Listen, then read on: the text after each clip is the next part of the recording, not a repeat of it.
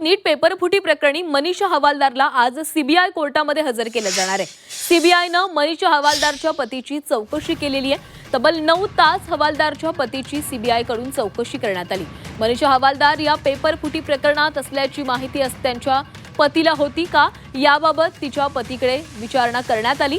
दरम्यान सीबीआय पुन्हा मनीषा हवालदारच्या सीबीआय कोठडीची मागणी करणार असल्याची माहिती सूत्रांकडून देण्यात आली आहे।